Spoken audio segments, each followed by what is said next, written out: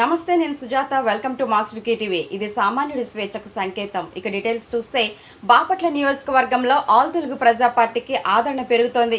ప్రతి గ్రామంలోనూ ఆ పార్టీ జాతీయ అధ్యక్షుడు, నియోజకవర్గం అభ్యర్థి డాక్టర్ కటికల శివభాగ్యరావుకు జనం స్వాగతం పలుకుతూ పార్టీకి మద్దతు ప్రకటిస్తున్నారు.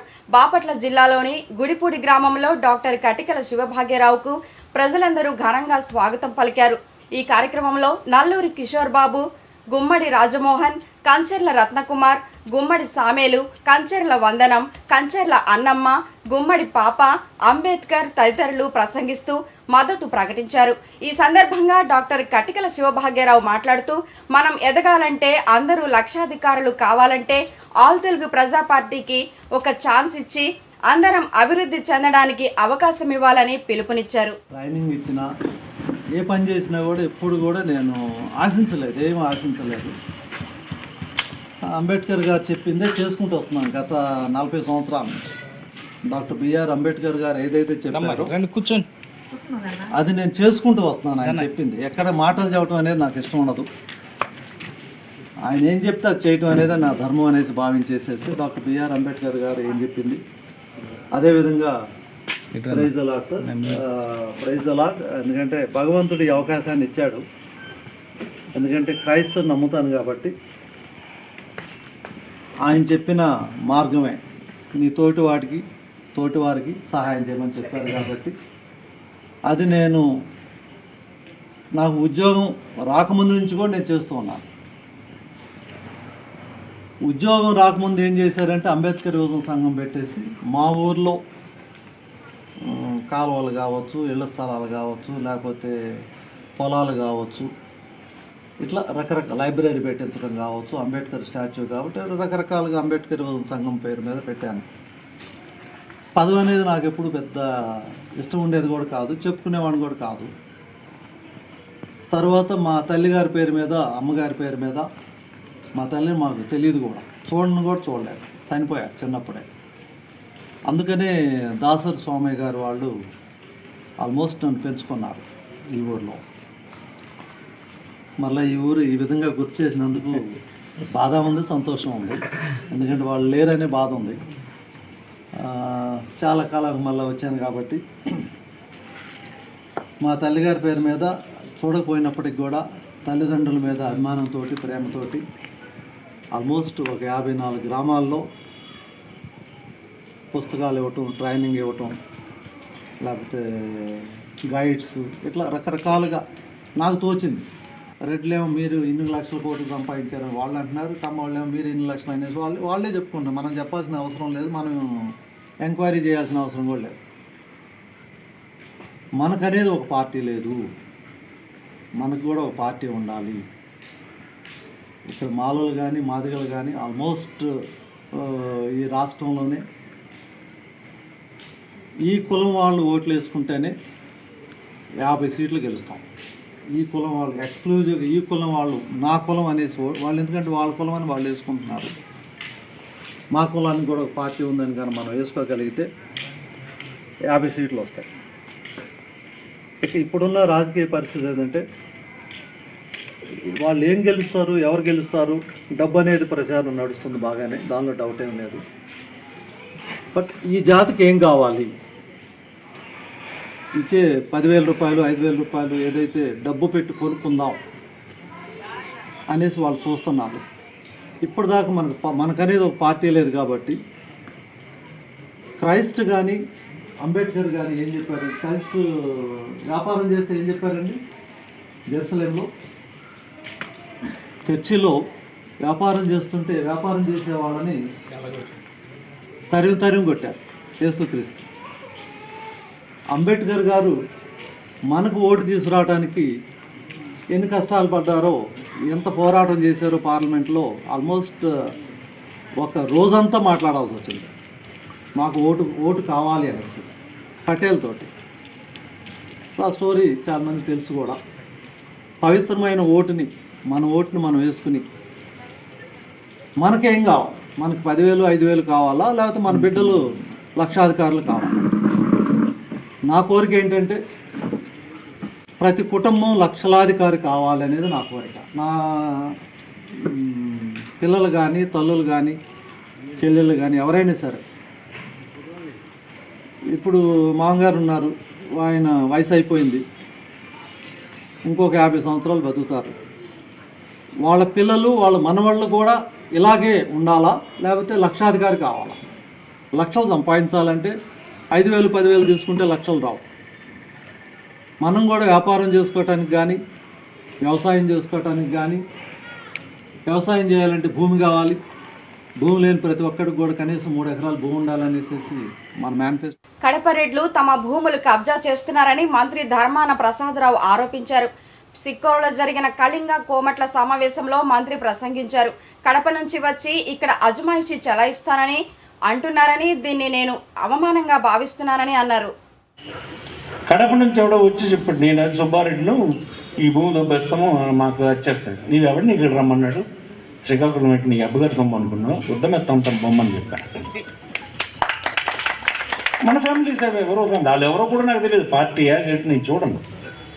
అంటే ఏమనుకుంటున్నాడు, అక్కడి నుంచి వచ్చేస్తే మనం ఇక్కడ చేయొచ్చు, మన అజమాయిషి చెలాయించవచ్చు అనుకుంటాడు. అది నేను అవమానంగా భావిస్తాను. ఇవన్నీ ఏవి మీకు ఎలక్షన్లో అక్కర్లేదని అంటే పక్క కాన్సెన్స్ ఇప్పుడు సీఎం చెప్పారు చూడండి, కొందరికి ఎందుకు ఎత్తి.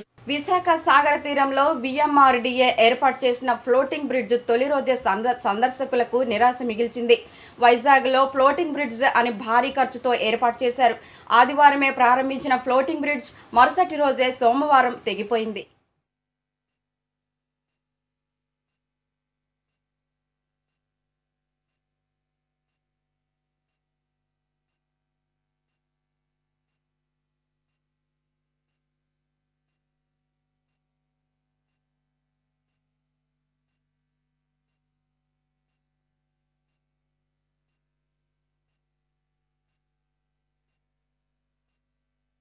ఉత్తమ సేవ కనబరిచిన వాలంటీర్లను శాలువా కప్పి ప్రశంసాపత్రం మేడ్చల్లో సత్కరిస్తూ అవార్డు గ్రహీతలకు ఎమ్మెల్యే మేడ మల్లికార్జున్ రెడ్డి అభినందనలు తెలియజేశారు.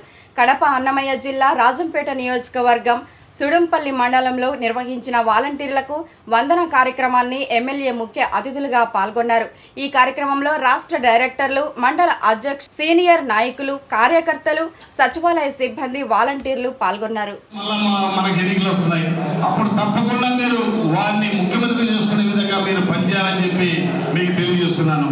పోతే మనం ఎందుకంటే గతంలో కూడా అధికారులు అందరం కూడా, నాయకులు అందరం కూడా కష్టపడి చేస్తున్నాం. కానీ ఇంత సునాయాసంగా మీ వాలంటీర్ వ్యవస్థ ద్వారా మనకు ప్రజలకు మీరు జరుగుతుందంటే చాలా అదృష్టం అనుకోవాలి. ఇక్కడ ఉన్న ప్రజల అదృష్టం అనుకోవాలి. మీరందరూ కూడా నిరుద్యోగ సమస్య తీరిందనుకోవాలి. ఎందుకంటే ఈ రాష్ట్రానికి మన ముఖ్యమంత్రిగా జగన్మోహన్ రెడ్డి రావడమే ఒక అదృష్టం అని చెప్పి మనం ఒక రకంగా మనం భావించాలి.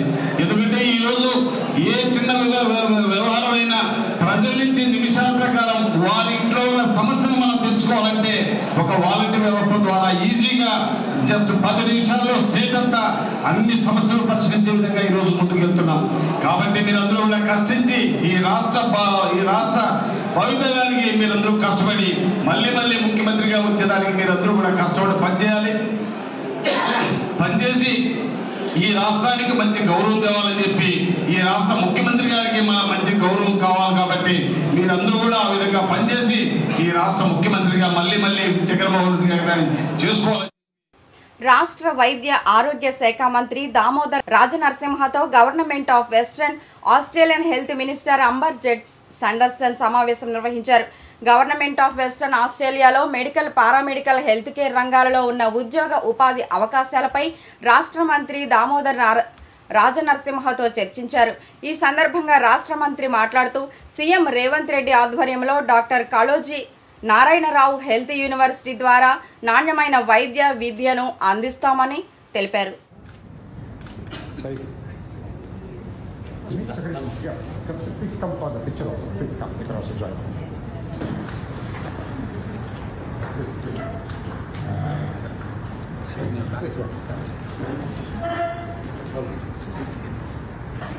Yes, okay.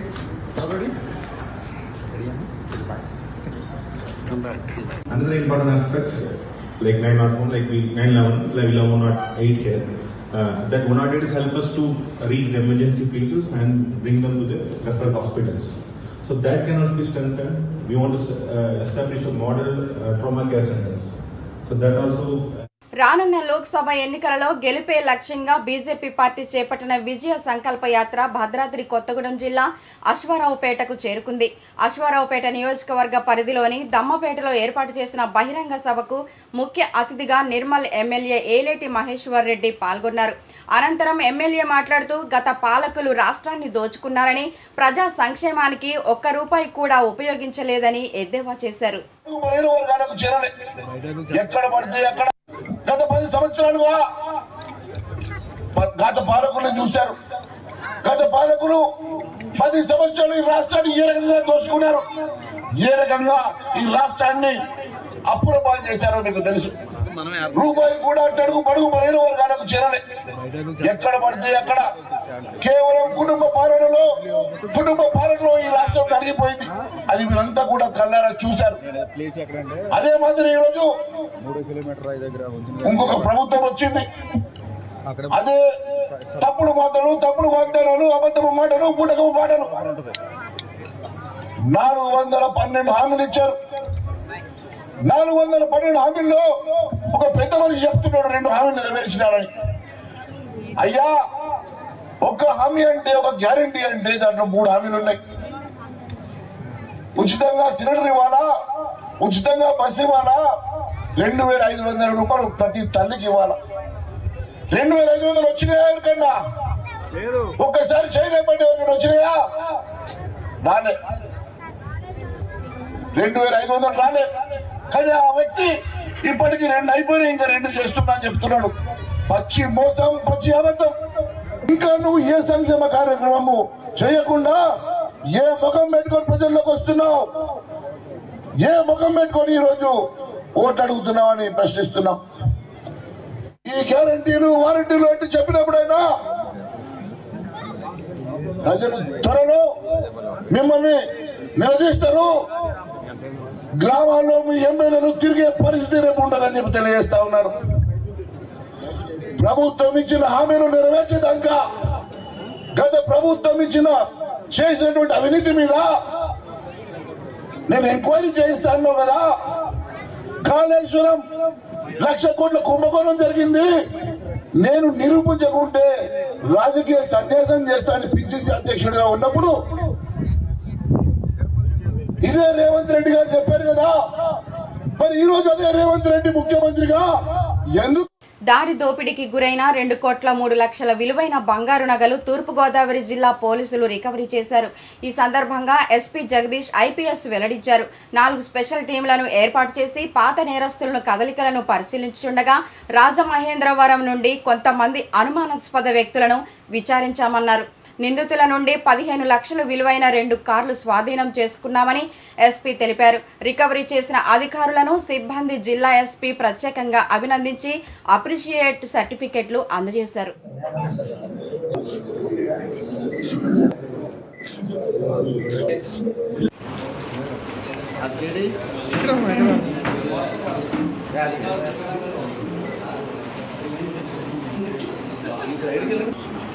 ఓకే సార్, మీరు ఒకసారి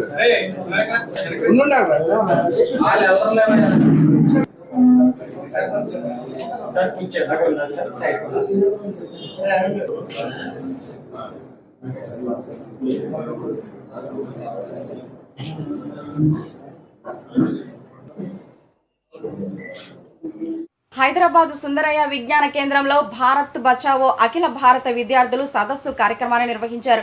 ఈ సదస్సులో పలువురు మాట్లాడుతూ కేంద్ర ప్రభుత్వం తీసుకొచ్చిన జాతీయ విద్యా విధానంను రద్దు చేయాలని డిమాండ్ చేశారు. ఫీజుల పెంపును వ్యతిరేకించి ఉమ్మడి శాస్త్రీయ విద్యా విధానాన్ని అమలు చేస్తూ కేంద్ర రాష్ట్ర ప్రభుత్వ ఉద్యోగాలు భర్తీ చేయాలని పేర్కొన్నారు. This policy is just silent on that and again talk about the golden age. So therefore, what is that they want to kind of really inculcate in the name of education? There was no problem in India. There was no caste system. There was no segregation. There was no Varna system. Everything was perfect. It was a golden age. So therefore, our children should learn only that part of the history. That's the reason you have started discarding. If you look at the NCERT, kind of move in the last 3 to 4 years, and imagine they have gone to the extent of removing a lesson on democracy, removing a lesson on evolution of, Darwin, Mendeleev's periodic table. These are all just examples, So therefore, all my youngsters have to understand the hidden, agenda very clearly propagated by RSS, how it is reflected in every paragraph. So that's the reason I said all these policy documents were not really prepared by the committee formulated by the nation. It was prepared by someone elsewhere, and they have given only just an official touch for this to say that this is a policy made by a group of experts. So we need to understand that. We need to understand. And what is the centrality to any education system? The centrality to any education system, in my opinion, the epistemology question. The question of knowledge. How do we look at knowledge? How do we look at knowledge? Whether we look at knowledge in a very holistic manner or knowledge system in a very convenient manner. Whether it is in a very convenient manner or in a holistic manner, but particularly this policy looks knowledge epistemology question in a very convenient manner. They have almost discarded deep-rooted caste system, which is the hallmark of the Indian, ancient and all these. This policy is Kondapalli Srinivas అనే వైఎస్ఆర్సీపీ నుండి వచ్చిన వ్యక్తిని TDP అధిష్టానం గణపతి నగరం assembly అభ్యర్థిగా ప్రకటించడం జరిగింది. ఈ నేపథ్యంలో పార్టీ క్రియాశీలక సభ్యులు పదవులకు రాజీనామా చేశారు. గణపతి నగరం అసెంబ్లీ అభ్యర్థిత్వానిపై పునరాలోచించాలని కోరారు. దివంగత ఎంపీ కొండపల్లి పైడితల్లి నాయుడు కుటుంబ సభ్యులు, తెలుగుదేశం పార్టీ కార్యకర్తలు, మాజీ ఎమ్మెల్యే డాక్టర్ కొండపల్లి అప్పల్ నాయుడుకు మద్దతుగా భారీ ర్యాలీ చేపట్టారు. 5 ప్రతిపక్షంలో ఉన్న 4 సంవత్సరాల 10 నెలల కాలం పాటు ముఖ్యంగా ఈరోజు తెలుగుదేశం పార్టీకి ఆ 50 రోజులు వచ్చిన కష్టం తెలుగుదేశం పార్టీ చరిత్ర ఉన్నంత వరకు కూడా ఉండిపోతుంది. ఎందుకనంటే మన నాయకుడు తప్పు చేయకుండా అధికారం ఉందని చెప్పి వాళ్ళు మన నాయకుడిని ఇబ్బంది పెట్టారు. అది తెలుగుదేశం పార్టీ కార్యకర్త బతికున్నంత వరకు వాళ్ళ గుండెల్లోనే ఉండిపోతుంది. 5 ప్రతిపక్షాలు మోడీ అంటేనే దేశ ప్రజలకు నమ్మకమని గుజరాత్ సీఎం భూపేంద్ర భాయ్ పటేల్ అన్నారు. విజయ సంకల్ప యాత్రలో భాగంగా ఖైరతాబాద్లో మీటింగ్ నిర్వహించారు. మోడీ ఆధ్వర్యంలో దేశం అభివృద్ధి పదంలో ముందుకు వెళ్తుందని అన్నారు. తెలంగాణ రాష్ట్రంలో కోట్ల నిధులు ఇచ్చి అభివృద్ధి చేశారని మంత్రి కిషన్ రెడ్డి అన్నారు. జై శ్రీరామ్, జై శ్రీరామ్. గుజరాత్ మోడల్ అంటే అభివృద్ధికి మోడల్. దేశమంతా కూడా గుజరాత్ వైపు అభివృద్ధి వైపు చూస్తున్న విషయాన్ని మీకు తెలిసిందే. ఆ రాష్ట్రానికి ముఖ్యమంత్రి భూపేంద్ర పటేల్ గారు, వేదిక మీద ఉన్నటువంటి మాజీ శాసనసభ్యులు రాథోర్ గారు, ఇక్కడ విచ్చేసినటువంటి ఖైరతాబాద్ ప్రజలు, సోదర సోదరిమణులు, మన మాజీ శాసనసభ్యులు చింతల రామచంద్రెడ్డి గారు, వారు ఇప్పుడే వచ్చారు, వేదిక రావాలి. మిత్రులారా, విజయ సంకల్ప యాత్ర ప్రధానంగా తెలంగాణలో 3వసారి నరేంద్ర మోడీ గారిని ప్రధానమంత్రి చేయడానికి తలపెట్టినటువంటి యాత్ర ఈ విజయ సంకల్ప యాత్ర. ఖైరతాబాద్ గణేశుని పాదాల చెంత గణేశుని యొక్క ఆశీస్సులతో ఈ సమావేశం జరుగుతుంది. కాబట్టి మనం ఇచ్చే నినాదము మరి అద్భుతంగా ఉండాలి. భారత్ మాతా కీ, గణేష్ మహారాజ్ కి, గణేష్ మహారాజ్ కి. కాంగ్రెస్ ప్రభుత్వంలోనే జైలుకి వెళ్ళారు. 12 లక్షల కోట్లు దోపిడీ చేశారు. అంతేకాదు ఆ రోజుకి కీలుబొమ్మ ప్రధాని ఉండేది. మన్మోహన్ సింగ్ గారు, సోనియా గాంధీ, రాహుల్ గాంధీ గారు ఏమి చెప్పితే ఫైల్ చూడకుండా సంతకం పెట్టాలంటే సంతకం పెట్టేవాడు. నిలవడం అంటే నిలబడేవాడు, కూర్చునివంటే కూర్చునేవాడు. అందుకే ఆ రోజు చాలా కథలు చెప్పారు. Remote control prime minister Manmohan Singh. ఇక ఇవి బులెటిన్ అప్డేట్స్. మరిన్ని అప్డేట్స్తో మళ్ళీ కలుద్దాం. చూస్తూనే ఉండండి మాస్టర్ టీవీ. ఇది సామాన్యుడి స్వేచ్ఛకు సంకేతం.